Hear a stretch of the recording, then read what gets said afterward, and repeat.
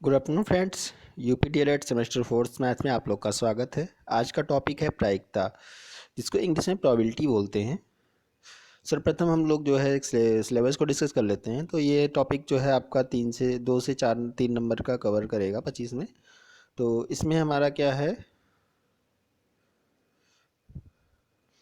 किसी सिक्के को उछालने पर चित और पट आने की संभावना और किसी पासे को उछालने पर उसके एक फलक के ऊपर आने की संभावना और दो या तीन सिक्कों को एक साथ फेंकने के प्रयोग को और दो पासों को एक साथ फेंकने का प्रयोग और संभावनाओं का दैनिक जीवन में संबंध।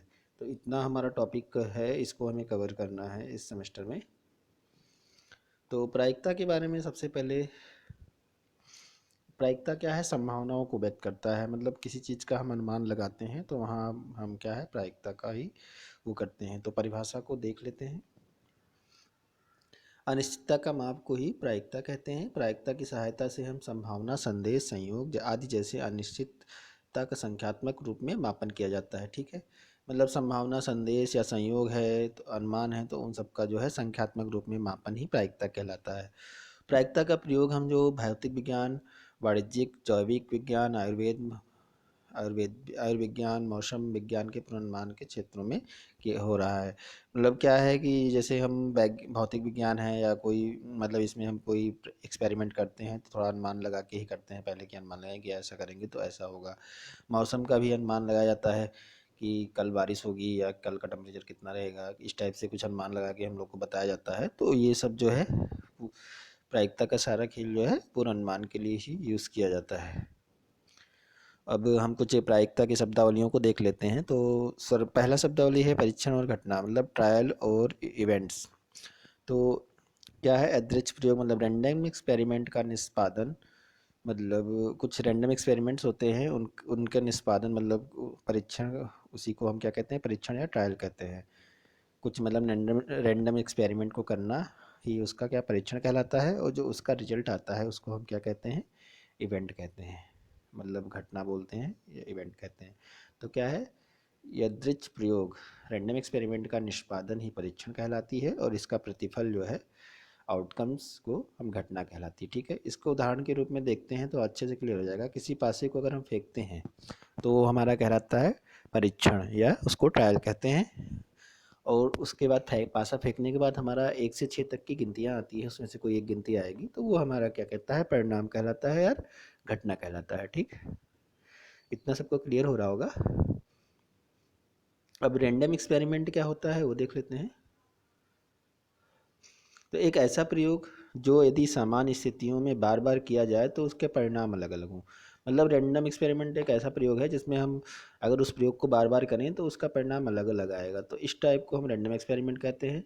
परिणाम बहुत सारे संभव प्रतिफल में से कोई एक होगा। मतलब परिणाम उसका क्या होगा, जो रिजल्ट हैं, जो ढेर सारे उसके रिजल्ट हो सकते हैं किसी परीक्षण के, तो उसमें से कोई एक रिजल्ट ही आएगा। मतलब पर हर बार अलग अलग रिजल्ट आएगा, कोई ज़रूरी नहीं है कि वो रिजल्ट बार बार आए। तो जैसे देखिए, एक पासा फेंकते हैं, तो आप लोग ने सबने लूडो खेला होगा, तो पासा फेंकते हैं तो उसमें देखे होंगे कि मतलब हर बार अलग अलग नंबर ही आता है।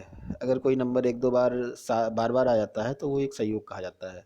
तो ऐसे ही है कि मतलब हम पासे में 1 से 6 तक का नंबर होता है, तो वो कभी भी कोई सा नंबर हर बार मतलब कोई अलग नंबर आएगा, या कभी मतलब एक बार दो बार एक ही नंबर आ जाता है, तो वो अलग बात है।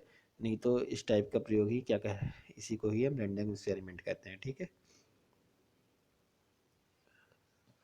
अब संपूर्ण घटना क्या होता है।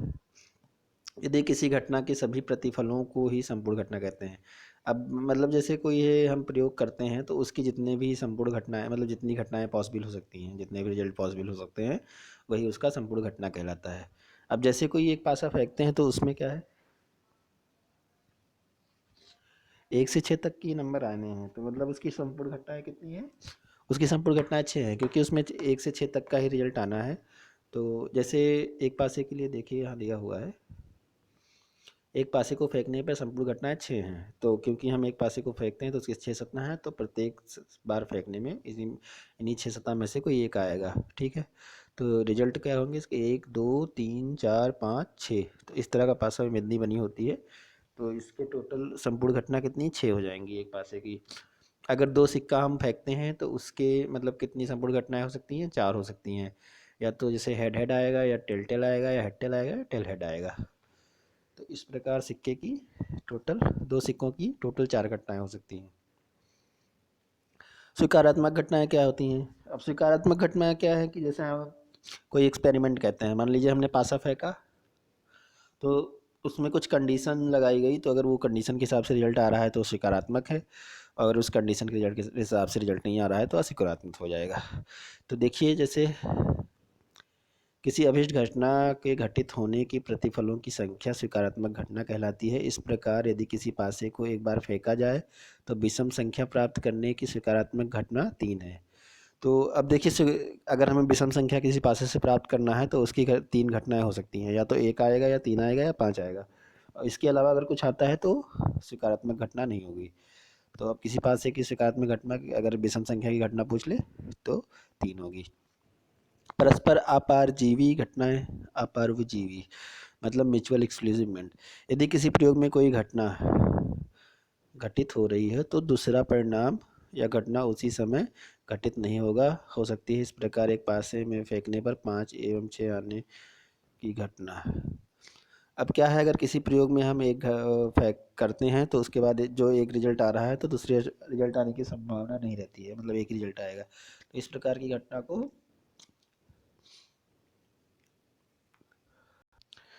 अब मतलब वही है कि जैसे अगर हम पासा फेंक रहे हैं तो अब एक ही रिजल्ट तो आएगा। अब ये थोड़ी है कि उसमें जो 1 से 6 नंबर होते हैं सारे रिजल्ट आ जाएंगे। तो यही चीज़ बोल रहा है कि जब कोई एक घटना आ रही है तो दूसरी घटना आने की संभावना नहीं होती है। तो इस प्रकार को म्यूचुअल एक्सक्लूसिव कहते हैं।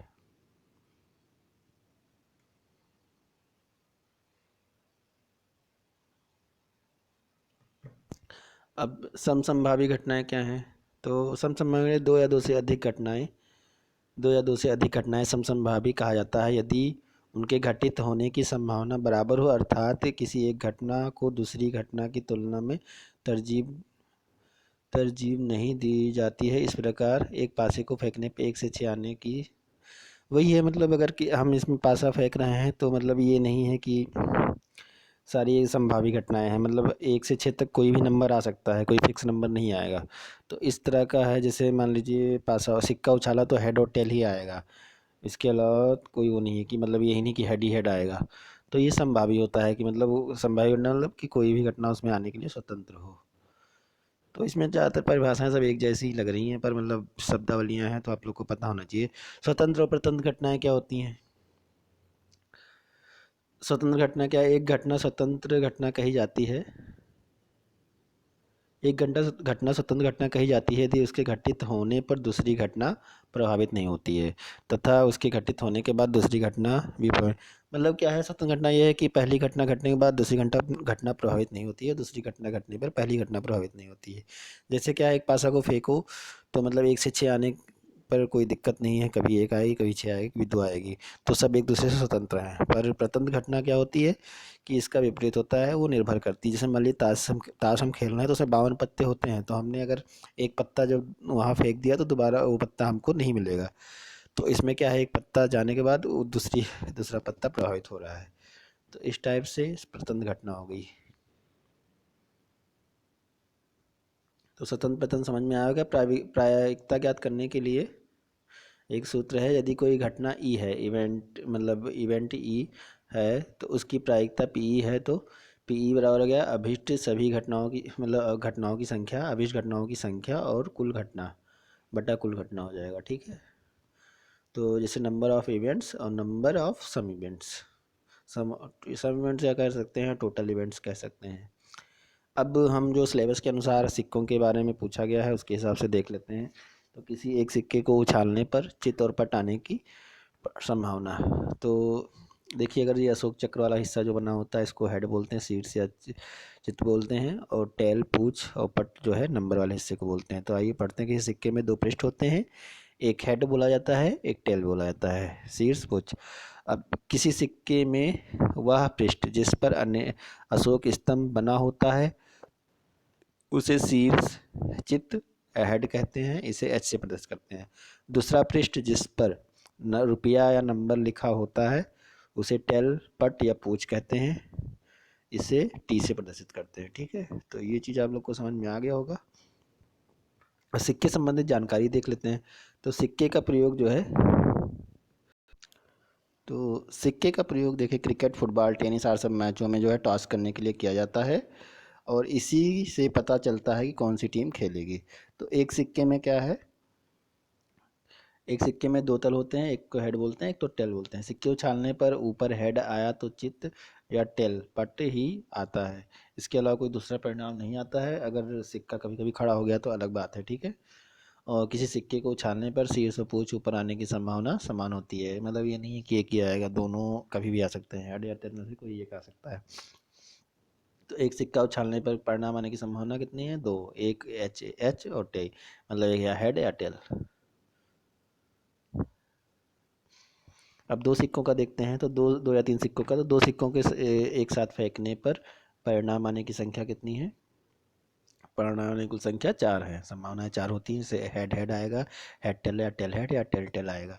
ठीक है, उपरोक्त चारों परिणाम में से अवश्य आएगा, मतलब जो ये चारों दिए हैं उसी में से केवल एक आएगा, इसके अतिरिक्त कोई परिणाम नहीं आता है। ठीक है, अगर तीन सिक्के फेंके जाएं तो एक साथ फेंकने पर परिणाम आने की संभावनाएं आठ है टोटल। टोटल देखिए, हेड हेड हेड आएगा, हेड हेड टेल आएगा, या हेड टेल हेड आएगा, या हेड टेल टेल आएगा, या टेल हेड हेड आएगा, या टेल हेड टेल आएगा, या टेल टेल हेड आएगा, या टेल टेल टेल आएगा। तो इसी हिसाब से 36 पर मतलब 8 परिणाम टोटल आते हैं। तो इसी जो ग्राफ बना हुआ है इसके हिसाब से आप लोग बनाना तो सही समझ में आ जाएगा। जैसे ये सिक्का है, इस सिक्के से दूसरे सिक्के पे हेड टेल हो गया, और फिर सब इससे हेड टेल हो गया। तो इस टाइप से ऐसे बना के समझ लीजिएगा, बना लीजिएगा तो आपको समझ में आएगा। कभी पूछ लेता है कितनी स्थितियां हो सकती हैं तीन सिक्के उछालने पर, तो इतनी आपके 8 स्थितियां हैं। और ये इस ग्राफ से जो है, ये दोनों ग्राफ जो आपको दिख रहे हैं यहाँ पे, इनसे आप बना सकते हैं। अब किसी पासे को उछालने पर किसी एक फलक के ऊपर आने की संभावना, ये भी सिलेबस में है तो देख लेते हैं। तो पासा क्या होता है, एक लघु संतुलित घन होता है। लघु आकार, छोटा आकार का पासा होगा, सबने लूडो खेला है, तो ये वो घन होता है, और ठोस घन का ठोस गुटका होता है। ठीक है, और जिसे हम पासा कहते हैं। एक समांगी होता है या समांगी होता है, इसके छह फलक, एक से छह संख्याएं अंकित होती हैं, और कभी कभी फलक संख्याओं की जगह बिंदु अंकित होता है। मतलब घन एक छोटा सा संतुलित घन होता है जिसके सारे फलक बराबर होते हैं, और इसके छह फलक होते हैं, और छह फलक पे नंबर एक से छः तक नंबर लिखे रहेंगे, या बिंदी रहती है, एक दो, दो वाले पे दो, तीन वाले पे तीन बिंदी। तो इस टाइप से पासा होता है, आप लोग ने देखा होगा। लूडो सांप सीढ़ी सब लोग खेलते हैं तो सबको पता होगा पासे के बारे में। और इस खेल को खेलने के लिए दो या दो से अधिक लोग चाहिए। ठीक है, कम से कम दो लोग तो चाहिए ही चाहिए। अब किसी समांगी पासे को फेंकने पर उस पर अंकित एक से छः तक की संख्या आने की संभावनाएं होती हैं। मतलब किसी पासे में कुल इवेंट कितने होते हैं, छः, इस सिंगल पासे में, तो एक से छः तक आ सकता है। अगर दो पासा फेंका जाए तो एक दो पासा फेंका जाए तो उसमें कुल 36 संभावित घटनाएं होती हैं। एक दो पासे को एक समान लेकर फेंकने पर कुल संभावित घटनाएं 36 परिणाम हो सकते हैं। ये सभी परिणाम एक दूसरे से मतलब भिन्न हैं, और इन प्रत्येक परिणाम के आने की संभावना समान होती है। ये 36 परिणाम कौन से हैं, तो इसको इसको देखने के लिए देख लीजिए। पहले एक को फिक्स कर लीजिए और दूसरे को बदलते रहिए। तो पहले पासे का हमने एक एक फिक्स कर लिया और 6 बार ले लिया, 1 2 3 4 5 6। दूसरे मतलब फिर क्या किया, पहले पासे का 2 फिक्स कर लिया, फिर 1 से 6 तक ले लिया। तीसरे फिर पहले पासे का 3 फिक्स किया, 6 तक लिया। पहले पासे का 4 फिक्स किया, फिर 1 से 6 तक लिया, और फिर पहले पासे का 5 फिक्स किया, फिर 1 से 6 तक लिया, और पहले पासे का 6 फिक्स किया, फिर 1 से 6 तक लिया। इस टाइप से हमारे 36 घटनाएं बन जाएंगी। इसी 36 घटनाओं के अलावा और कोई घटना नहीं आएगी। दो पासा फेंकने पे, इसको बढ़िया से ध्यान कर लेना, पेपर में आता है तो हो जाएगा। अब संभावनाओं के मापन के लिए तो एक हमारा होता है प्रतिदर्शन समष्टि होता है। तो ये जितने भी मतलब प्रयोग किए जाते हैं उनके रिजल्टों का समुच्चय होता है, तो इसे एस से सूचित करते हैं। तो एक सिक्कों को अगर उछाला जाए,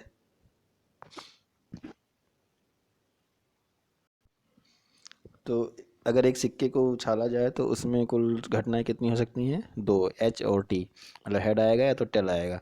तो इस प्रकार प्रत्येक घटना के घटित होने की संभावना कितनी होगी, तो 1/2 हो जाएगी।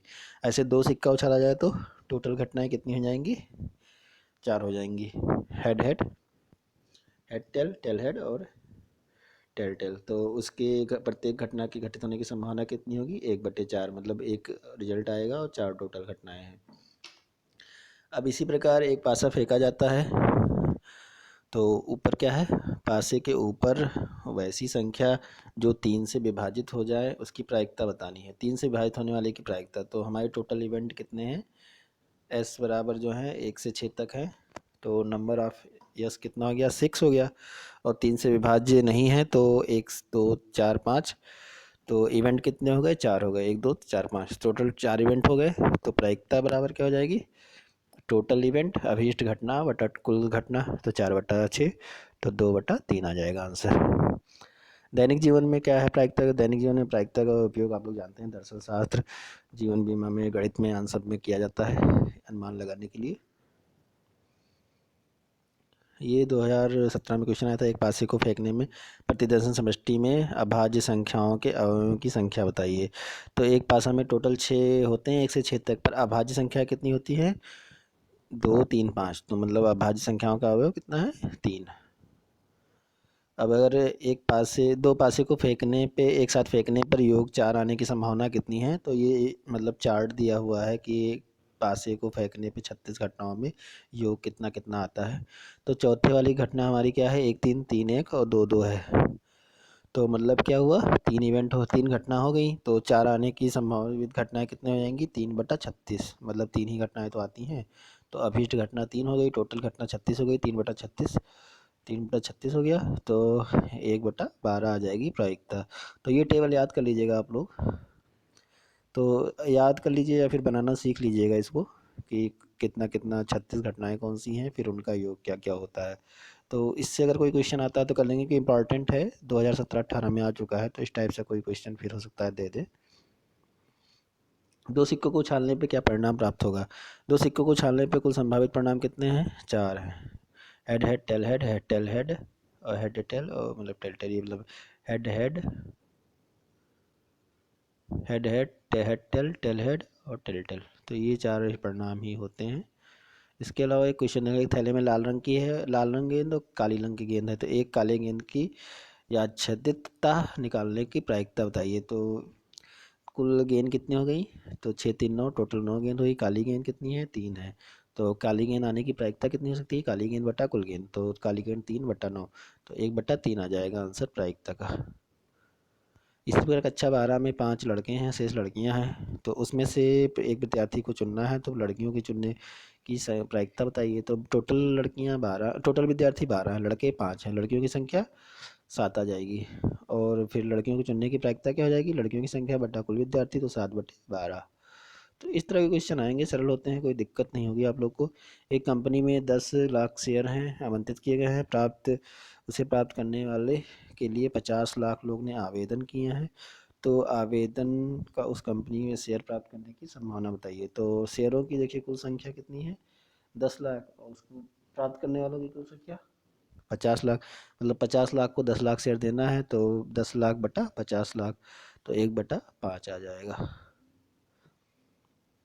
तो इस प्रकार से आपका ये क्वेश्चन हो जाएगा। अब यहाँ हम ताश के बारे में सीख लेते हैं। वैसे कि ताश सिलेबस में नहीं है, पर क्या पता कहीं पूछ ले। तो ताश में कुल 52 पत्ते होते हैं, जिसमें 26 लाल वाले, 26 काले वाले, और 13-13 करके सारे पत्ते होते हैं। ईंट के 13, पान के 13, हुक्म के 13 और चिड़ी के 13, और ठीक है। 2 से लेकर 10 तक के नंबर वाले 9 पत्ते होते हैं, जैसे 9 चारों में 9 होंगे, तो 9 चौक 36 हो गए। एक एक इक्का होगा चारों में, तो 4 इक्के हो गए, 4 बादशाह हो गया एक एक, और 4 क्वीन हो गया एक एक, और 4 गुलाम हो गया एक एक। तो इस टाइप से पत्ते होते हैं। अगर पत्ते से कोई क्वेश्चन आता है तो आप लोग कर लोगे। और thanks for watching this video. आप आई होप कि आप लोग को प्रायिकता अच्छे से समझ में आ गई कि मिलते हैं नेक्स्ट वीडियो में नेक्स्ट टॉपिक के साथ। अगर आप लोग को वीडियो पसंद आया हो तो अपने दोस्तों को शेयर करें और लाइक करें, सब्सक्राइब कर लें नए वीडियो के लिए। Okay, bye, take care.